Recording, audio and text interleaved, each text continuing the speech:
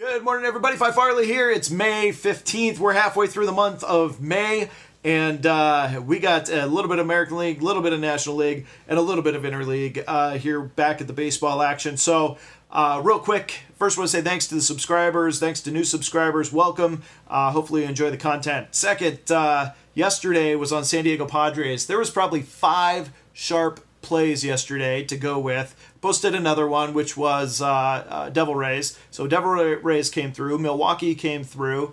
Padres did not. The Cubs was another sharp play, which the Braves won that one. It lost. And then there was one other sharp play yesterday that did come through at the end of the day.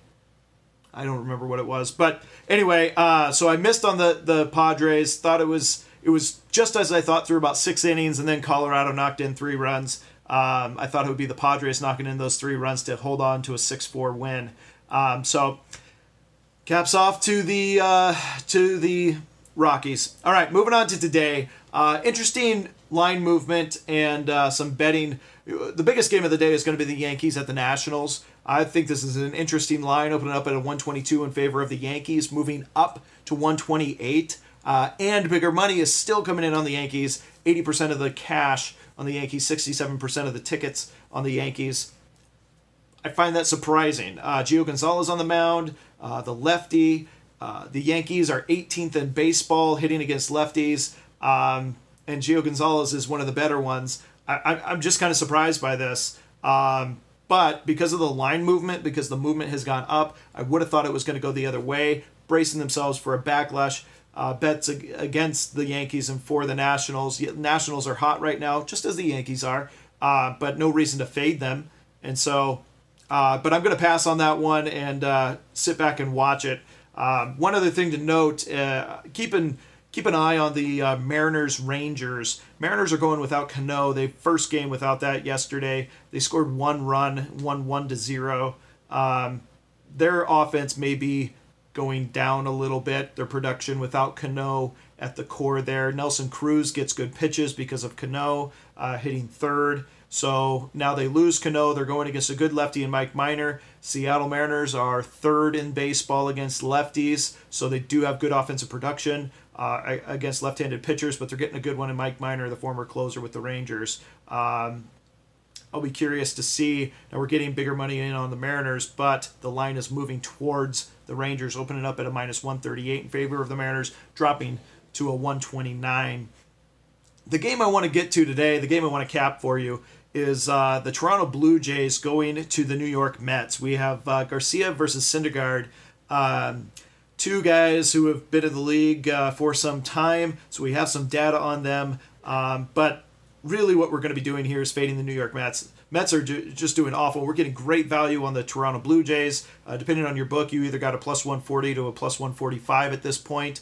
70% of the tickets on the Mets, 82% of the money is on the Blue Jays. The reason why is the Mets have a terrible time hitting lefties. Just an absolute terrible time. They are 30th out of 30 teams in hitting lefties. They have a .203 batting average. This year, they've put in 29 runs total all season. 29 runs against lefties.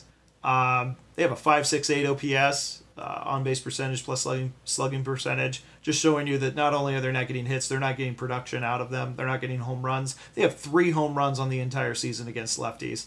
They're not getting a good one in Garcia. Garcia has struggled. He's a much better pitcher than this, but right now on the road he has an 8.36 ERA, which is not good at all. But there's a big difference between his home ERA and his road ERA, and that's because of who he's faced on the road.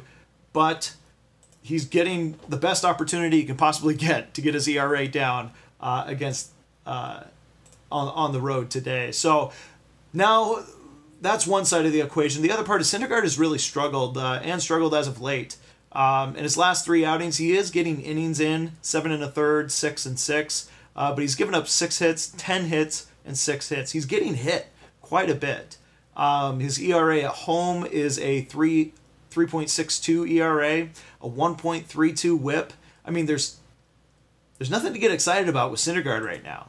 And Syndergaard is a much better pitcher than this, but to this point, there's not a lot to back here and get excited about. In May, he's got a 3.75 ERA in 2 starts. He's gone 12 innings, given up 16 hits and only 5 runs. Opponents are hitting 327 against him in those 2 starts. He's getting touched. He's getting touched a lot. I know his name is Noah Syndergaard, but that doesn't always mean he gets our money. So the Mets have lost 8 of the last 10. They're not scoring runs, and they are absolutely not scoring runs against lefties.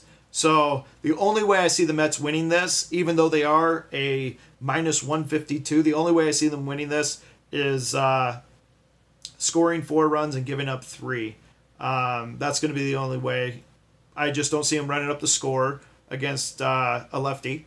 And I don't see them not getting hit, Syndergaard not getting hit by a Toronto lineup that can score some runs. So I think this line is off, and I will gladly grab a plus 140 is what my book has, but I see some of them have them up to a plus 145. So back in the Blue Jays here at a plus 140. Got an underdog for the day.